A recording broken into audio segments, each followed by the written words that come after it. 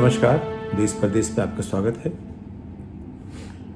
आज सरकार ने पेट्रोल के दाम फिर से बढ़ा दिए, यानी कि उन्होंने इशारा किया कि चुनाव खत्म हो गए हैं और अब उनकी बारी है कि जो पिछले 5 महीने से नहीं कर पाए थे, यानी कि दामों को स्थिर रखा था। लोग चिंता हो रही थी कि भाई दाम क्यों नहीं बढ़ाए गए, लोग सवाल पूछ रहे थे, उनको ताज्जुब हो रहा था, चिंता से ज़्यादा ताज्जुब हो रहा था और सब उम्मीद कर रहे थे कि जैसे ही चुनाव ख़त्म होंगे कुछ एक दिनों में दाम बढ़ जाएंगे। तो सरकार ने निराश ज़्यादा नहीं किया, थोड़ा सा निराश किया कि उम्मीद थी कि चुनाव ख़त्म होते अगले दिन बढ़ जाएंगे, अगले दिन नहीं, हफ्ते भर 10 दिन बाद बढ़े। खैर, लेकिन दाम बढ़े। कितने बढ़े? करीब रुपए के आसपास, कहीं 84 पैसे, कहीं 76 पैसे। तो वैसे देश भर में हर शहर में दाम अलग अलग होते हैं पेट्रोलियम के, डीजल के। आप देखें तो कहीं कुछ शहरों में, जैसे आंध्र प्रदेश में पता नहीं क्यों ज़्यादा दाम लगता है, करीब 97-98 रुपये मिलता है। कहीं कुछ इलाकों में 100 रुपये का है और डीजल या पेट्रोल, और कुछ इलाकों में 87 रुपये का है। तो वो थोड़ा सा दूरी जो होती है जहाँ से पेट्रोल आता है, डीजल आता है, हमारी जो व्यवस्था इसकी है, उसमें अगर हम एक पैदा करते हैं तो 3.5 इंपोर्ट करते हैं। तो सब मिला के करीब 4.5-5 मिलियन बैरल रोज़ाना की बात होती है। एक बैरल में करीब 7 गैलन होते हैं और एक गैलन में करीब 5 लीटर होते हैं। तो एक बैरल में करीब 35 लीटर के आसपास हुआ। तो हमारी जो ज़रूरतें हैं वो करीब 5 मिलियन बैरल, 50 लाख बैरल के आसपास की हैं। और हमारी जो दुनिया में जो खपत है, 100 अगर लीटर खपत है, 5 उसमें हम करते हैं, 20 करता है अमेरिका और करीब 15 के आसपास चीन। तो अमेरिका की जो खपत है भारत और चीन को मिला के जितना होता उतना है, उसके बाद बाकी देश है। तो अभी जो स्थिति है, हम पैदा करते हैं एक, और खर्चा हमारा, कंजम्पशन हमारा है, खपत हमारी 5 के आसपास है। तो इसमें जो है अंतर्राष्ट्रीय जो माहौल बदलता है उसका असर हमारे दाम पे पड़ता है। तो अगर लड़ाई हो गई, जैसे रूस यूक्रेन की चल रही है, तो कहीं सप्लाई बंद हो गई या बाज़ार में दाम ऊँचे हो गए और हमें ख़रीदना है, तो कई बार उसका असर इससे दिखता नहीं है कि हम लोग बहुत सारे खरीद होती है, वो लॉन्ग टर्म होती है, लंबे दौर की होती है। यानी कि हम 6 महीने बाद दाम देंगे, आज ही तय कर लेते हैं, साल भर बाद दाम देंगे तो आज तय कर लेते हैं। उसमें थोड़ा सा हमें बचत मिल जाती है, कुछ उसको हेज करना पड़ता है।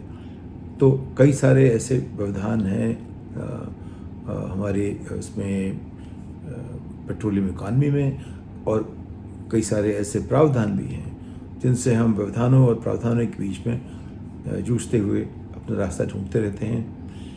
लेकिन अगर आप देखें जिस तरह बाज़ार चलता है, तो 3 मोटे तौर पे बाज़ार हैं। एक तो अमेरिका का है, जहाँ काफ़ी उनको आज़ादी है, जो भी करना चाहें कंपनियां कर सकती हैं।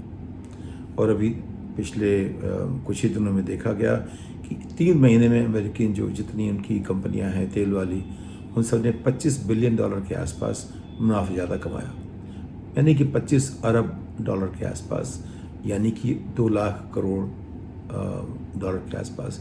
ये करीब करीब उतना ही है जितना कि भारत की पूरी कंजम्पशन जो है वो देखिए साल भर के हिसाब से देखें तो उतना उनको फ़ायदा हुआ। तो अमेरिका कोशिश कर रहा है, सेनेटर्स कुछ कहते हैं कि जो कंपनियां इस तरह से नाजायज़ फ़ायदा नहीं उठाती हैं, उनके ऊपर नाजायज़ टैक्स भी लगने चाहिए, जिससे कि जो आम उपभोक्ता है उसको उतना बर्दाश्त न करना पड़े।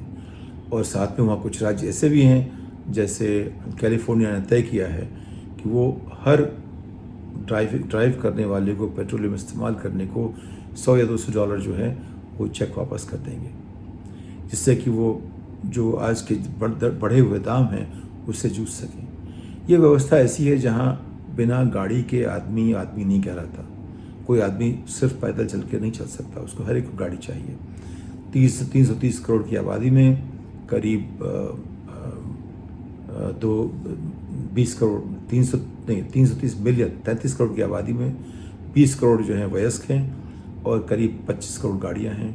तो यानी कि सबके पास एक गाड़ी है। 16 साल से ऊपर वाले हर व्यक्ति के पास, कुछ अपवाद होंगे, अपवाद बहुत कम हैं, सबके पास गाड़ी है।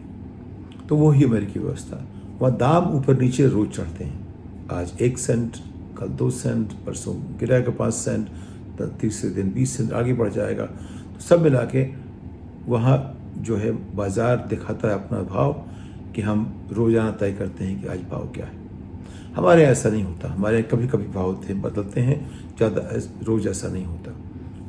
वहाँ पे उतार चढ़ाव होता है, हमारे यहाँ सिर्फ सीधे भाव चढ़ते रहते हैं। और तीसरा किस्सा चीन का है, जो कि दूसरी सबसे बड़ी अर्थव्यवस्था भी है।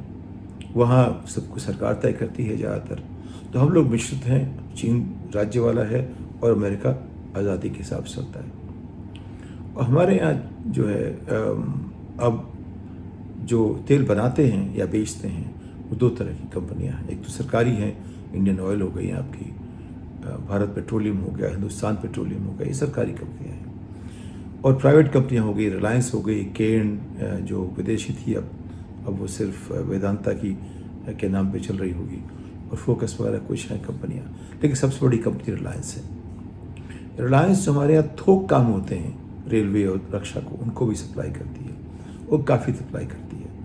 हमेशा कहती रही है कि उसको जो सरकारी कंपनियां हैं उनको जो दाम सरकार ने दिए हैं वो उनसे उतने अच्छे दाम रिलायंस को नहीं मिलते हैं, क्योंकि इन्हें खरीदना पड़ता है सरकार से इसलिए कि ज़मीन सरकार की है, वहाँ से खरीदेंगे तो उनको टैक्स देना पड़ेगा या कुछ भी रॉयल्टी देनी पड़ेगी। जो भी है वो जिस भाव पे रिलायंस देता है वो ONGC के भाव से कुछ ज़्यादा है।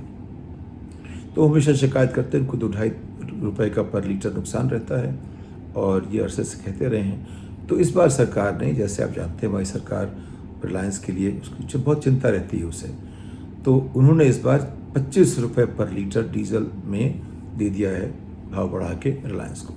तो जब वो रेलवे को बेचेंगे तो 25 रुपये लीटर ज़्यादा मिलेंगे, रक्षा को देंगे तो 25 रुपये ज़्यादा मिलेंगे। तो सरकार ने अपनी जो है जिम्मेदारी पूरी अच्छी तरह से निभाई है कि रिलायंस का फ़ायदा होना चाहिए, उन्होंने तय कर दिया। दूसरा ये है कि हम और आप जो हैं वो कुछ पैसे देंगे, 84 पैसे ज़्यादा देंगे, 1 रुपये ज़्यादा देंगे। अब दिल्ली में शायद सुना 96-97 रुपये की अब डीजल मिलेगी या पेट्रोल मिलेगा, कहीं 102 के आसपास जाएगा, कहीं 87-88 के पास जाएगा। तो थोड़ा बहुत फ़र्क पड़ेगा, यानी कि जो उपभोक्ता है वो सरकार को 1 रुपया ज़्यादा देगा, और सरकार जो है रिलायंस को 25 रुपये ज़्यादा देगी। अगर आप देखें जो अनुपात है रिलायंस के से खरीद फरोख्त का और जो आम जनता का, तो अगर हमसे सरकार ने करीब 1000 रुपये लिए तो उसमें से 600 रुपये वो रिलायंस को दे देंगे। अब रिलायंस बहुत समझदार कंपनी है, उनको पता है कैसे काम करते हैं और कैसे सरकार को बनाया जाए। उनकी किताबें अच्छी हैं, उनको लिखना ज़्यादा अच्छा आता है, वो सब कुछ अपनी तरह से समझा देते हैं लोग। उसके अलावा जो है एक अगर और उसको दूर से देखें तो अभी की स्थिति में भारत में तेल की जो व्यवस्था है वो करीब 2 लाख से 2.25 लाख करोड़ के सालाना के बीच की है। उसमें सरकार ने जो एक एक्साइज ड्यूटी होती है उत्पाद कर को उन्होंने इस तरह बढ़ाया। पहले जब ये भाजपा सरकार आई थी तो करीब 6-7 रुपये लगते थे 1 लीटर पे। आज की तारीख में 29 रुपये के आसपास वो आते हैं। 7 से 29 का फ़र्क 6-7 साल में ये अच्छा खासा फ़र्क है। यानी कि अगर 2,20,000 करोड़ का जो उसकी खरीद फरोख्त होती है पेट्रोलियम और डीजल की, उसमें करीब 70,000 करोड़ रुपए का टैक्स आता है। ये हम आपको जब से बातचीत करता हूँ मैं, तो मैं उससे 2 रुपये तो 39 पैसे नहीं देखता है, मैं इसको 2.5 के आसपास बोलता हूँ। तो 28 रुपये 70 पैसे को 29-30 बोलूँगा। वो इसलिए कि हम समझना है कि अनुपात क्या है, संदर्भ क्या है। हमें अभी किताब नहीं लिखनी है, हमें अकाउंटिंग लेखा नहीं करना है, लेखा जोखा करना है, लेकिन अकाउंटिंग की किताब नहीं करनी, बुक कीपिंग नहीं करते हम कोशिश करें समझने की कि इसके दायरे क्या हैं और इसके अनुपात क्या हैं, इसका संदर्भ क्या है, और उसमें हम पैसे की बात नहीं कर रहे हैं, मोटे रुपयों की बात कर रहे हैं। तो 70,000 करोड़ के आसपास का जो सरकार का उत्पाद कर होगा, उसके अलावा टैक्स भी लगेगा, GST वगैरह है जो भी उस पर लागू होती होगी, वो सब अलग है। तो यानी कि सरकार को जो भी 100 रुपये मिलते हैं उस पर से 40-50 रुपये सरकार के पास पहुंच जाते हैं। वो बाकी रहते हैं जो लोग निकालते हैं, जो लोग उसको बनाते हैं, प्रोसेस करते हैं, डीजल और बाजार बेचते हैं। उसमें तमाम तरह की जो पूरी चेन है सबका उसमें फ़ायदा होता है जो भी। तो जब सरकार ऐसा करती है कि वो तय कर दे कि हम दाम बढ़ा देंगे, कभी ऐसा भी होता है कि उन्होंने दाम नहीं बढ़ाया काफ़ी देर तक, जैसे 5 महीने देखा आपने। और कभी ऐसा होता है जैसे बाज़ार में दाम बढ़े उनको बढ़ाना पड़ता है, वो समय देख के करते हैं जो उनको ठीक लगे, क्योंकि अंत में हमारी सरकार जो है जनतांत्रिक है, उसको ख्याल करना पड़ता है कि लोग क्या कहेंगे, उनका रुख क्या होगा। तो जब तक समझती नहीं कि हमें करना ही है या वो बर्दाश्त कर लेंगे, तब तक सरकार उस पर आगे नहीं, अपना कदम आगे नहीं उठाती। तो उतनी तो उम्मीद आप करेंगे ही करेंगे, क्योंकि ये फैसले सिर्फ इसलिए नहीं होते कि बाज़ार कहता है, इसलिए होते हैं कि हमारी चुनी हुई सरकार तय कर रही है और उसको अपने वोटरों का थोड़ा ख्याल करना पड़ता है। ज़्यादा ख्याल भले ना करें, लेकिन थोड़ा बहुत तो ख्याल करना ही पड़ेगा, उसके बिना सरकार चलेगी नहीं। तो आज की तारीख में अगर आप देखें तो सरकार ने हमको निराश नहीं किया इस तरह से कि हम जानते थे कि चुनाव के बाद दाम बढ़ेंगे, बढ़ा दिया। लेकिन जिस तरह बढ़ाया है, वहाँ मज़े की बात यह है कि रिलायंस को 25 रुपये थोक में ज़्यादा मिलेंगे हर लीटर पे, और हम लोग सरकार को रुपए के आसपास ज़्यादा देंगे हर लीटर पे। और इसके साथ जो है उन्होंने कोशिश कर रहे हैं वो लोग अब कि कहीं से रूस से सस्ती क्रूड पेट्रोलियम निकाला जाए या कोई और तरीके निकाले जाएं कि हमारी सप्लाई जो है वो आगे तक ठीक रहे। तो इसमें ये जो संभावना रूस वाली है वो तो बिल्कुल उसका हम कोई अंदाज़ कर नहीं सकते। इन चीज़ों के लिए सरकार जो है लंबे दौर की कॉन्ट्रैक्ट करती है। कुछ चीज़ों में कि हम भविष्य में लेंगे इस दाम पे, कुछ चीज़ों में बहुत लंबे के लिए सप्लाई की कॉन्ट्रैक्ट होते हैं। यानी कि कई तरीके हैं जिससे कि दाम की स्थिरता रखी जाए, सप्लाई की स्थिरता रखी जाए, दोनों ज़रूरी हैं। तो उस पर काम होता रहता है हमेशा। हम लोग कभी गलती करते हैं, कभी ठीक करते हैं, लेकिन एक मोटे तौर पे चीज़ें हैं। तो सब मिला के बात ये हुई कि हमारी अर्थव्यवस्था में, हमारी राष्ट्रीय अर्थव्यवस्था में पेट्रोलियम के दाम बढ़ते जा रहे हैं। अमेरिका में बढ़ते हैं, गिरते हैं, और चीन में वो जो उनकी मर्जी होती करते हैं। एक तो ये है। दूसरा कि चुनाव के बाद फिर से दाम बढ़ गए हैं, और तेल का दाम अगर 1 रुपये बढ़ा है तो गैस का दाम 50 रुपये बढ़ा है, वो 950 का सिलेंडर हो जाएगा। और जहाँ बढ़ोतरी हुई है वो हर शहर में अलग अलग दाम उसका असर पड़ेगा वो। और अभी जो है, चूँकि रूस और यूक्रेन की लड़ाई चल रही है, इसको लेके एक अनिश्चितता बनी रहेगी। और जो क्रूड ऑयल है जिससे कि हम प्रोसेस करके पेट्रोलियम और डीजल बनाते हैं, वो आज की तारीख में $140 प्रति बैरल तक पहुंच गया है। और एक बैरल में 7 गैलन के करीब होते हैं, और हर गैलन में 5 लीटर करीब तेल आता है। यानी कि एक बैरल में 35 लीटर के आसपास क्रूड निकलता है आपका पेट्रोलियम या डीजल। तो अभी अनिश्चितता बनी हुई है, दाम कम ही बढ़ाए गए हैं। ये नहीं कह सकते गलत है, क्योंकि अंत में सरकार अगर खरीदती है तो उसको अपनी लागत बेचना पड़ेगा। सब्सिडी दे सकती है, बात अलग है, लेकिन आज की व्यवस्था में सब्सिडी जो इस तरह चल रहा है साहब कोरोना के बाद, और जो अर्थव्यवस्था पिछले 8 साल में जिस तरह गिरी है, उसमें उसकी संभावना थोड़ा कम है। फिर भी अभी हम लोग की हालत नहीं ख़राब नहीं है, सब सही मिला के देखिए तो।